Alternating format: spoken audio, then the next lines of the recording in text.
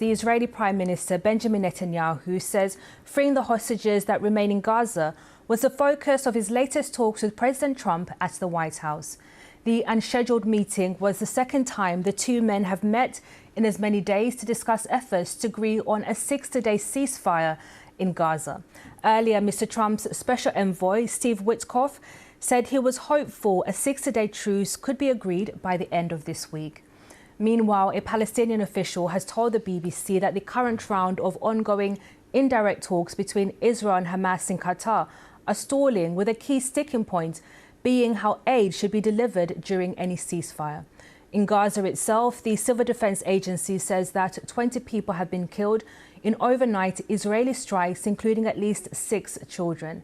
These pictures are from the Al-Shati camp in northern Gaza. Reports say 10 people were killed there. Well, here's more of what Mr. Netanyahu posted on social media after his latest talks with President Trump. I had another meeting with President Trump at the White House today, and then a brief meeting with Vice President Vance. We focused on efforts to free our hostages. We're not letting up for a moment, and this is possible because of the military pressure exerted by our heroic soldiers. Our Middle East editor Sebastian Asher is in Jerusalem and explains how close we might be to a potential ceasefire. The signs we're getting are contradictory from the US administration. They're still talking it up. They're still sounding upbeat about it. The US Special Mideast Envoy, Steve Witkoff, is still due to go to the talks sometime in the coming days. But what we're hearing from the Palestinian side, from the Hamas side in Doha, is more downbeat. A Palestinian official who is close to the talks, familiar with what's going on there, has told the BBC that they're essentially stalled. I mean, we knew there'd be sticking points. We knew that it would be difficult. There seem to be some technical details over the specifics of this particular ceasefire proposal as it's been laid out. What we're hearing from the Hamas side is they don't really feel that the Israeli negotiating team has been given the authority to answer their questions, so they don't feel that anything is moving there at the moment. From the Israeli side, we've heard some sense that things are moving forward, but there's also in the Israeli media some reports suggesting also that things could take some time. The Qataris, the main mediators here, the ones who are hosting the talks, have also said they believe that progress can be made, but it's likely to take days. And meanwhile, continued reports of killings in Gaza. What can you tell us about this, Sebastian?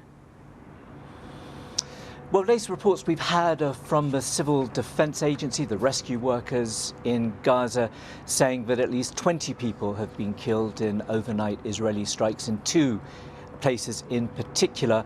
And I mean, this is what we're seeing pretty much every day, even as these talks go on, even as Mr. Netanyahu and President Trump are holding these meetings, these 2 meetings they've now had in Washington. The daily life in Gaza that people there have got used to, which is that they are struggling to find food and they're still facing Israeli attacks, continues. All of that, you would think, would give a boost, added momentum, added urgency to the talks, to the sense of trying to get a ceasefire nailed down. And people in Gaza have voiced to us over the past few days their concern that this all may be a mirage and that nothing will really come of it. That was the BBC's Sebastian Asher in Jerusalem. Let's bring in Amy Shalan, Director at Macan and Chair of the British Palestinian Committee. Thank you for joining us on BBC News. We've been here so many times in the last few months on the brink of what appears to be a fresh ceasefire. What's your expectation this time around? Well, obviously, everyone is hopeful that a ceasefire will come. Over the past 21 months, we've witnessed with ever-increasing horror Israel's military violence against Palestinians in Gaza, and it's been live-streamed in real time as Israel's committed worsening atrocities. And unthinkably, with the British government's continuing diplomatic and military support. And it's just worth reminding your viewers that Israel has attacked every single hospital in Gaza. Most are inaccessible or abandoned, and in areas under evacuation order, Israel has turned them into kill zones. And the few that have survived the bombardment of the health system are absolutely overwhelmed by the influx of injuries now. They're still under attack. They're unable to keep up with the influx of injuries and also the spread of disease. We've seen starvation as a weapon of war, and now we're seeing also militarized aid and the dismantling or attempts to dismantle those systems that have historically been able to provide aid to the Palestinian people.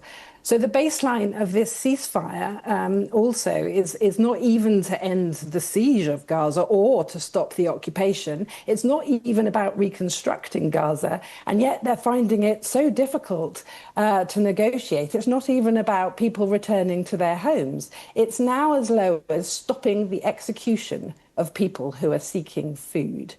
And it's really quite impossible to convey the magnitude and severity of what's happening in Gaza and the helplessness that people feel as a result in the face of not only Israel's actions, but the complicity of governments like the UK that have been active partners with what's happening on the ground. Of course, the focus at the moment, we understand from a Palestinian official, is how aid will be distributed in Gaza. Israel says that its aid system it's set up is getting more food to Gazans, and the fact that people are being killed around some of these distribution sites, it says it's been targeting suspects. But just tell us, what is the situation when it comes to aid in the wider Gaza territory at the moment?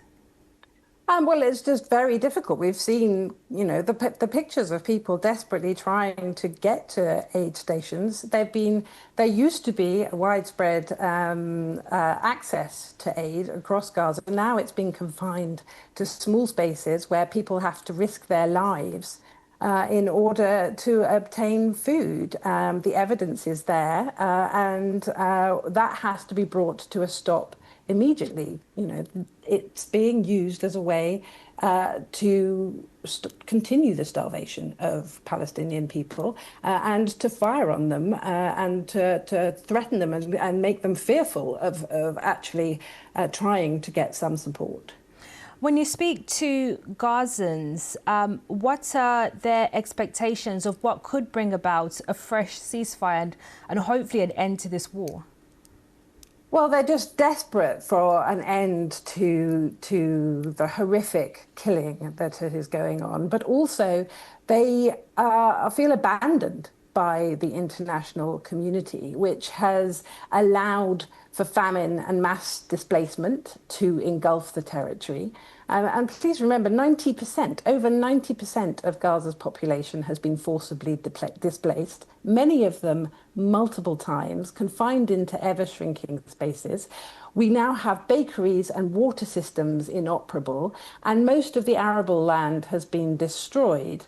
And this devastation isn't collateral. It is part of a systematic campaign to dismantle and destroy the foundations of Palestinian life in Gaza.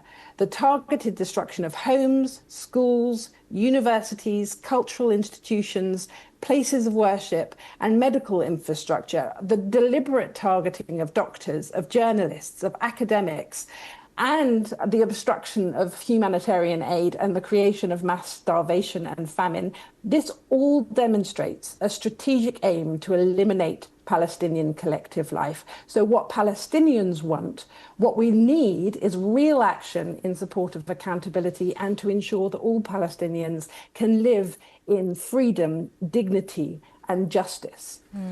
And of course, Amy, it's important to say that, of course, Israel's position is that it does not target individuals, doctors, professionals and others. And of course, the UK government has said that it is speaking out against the killing of civilians in Gaza as well. But Amy Shalan, Director of Macan, thank you so much for joining us on BBC News. We appreciate it.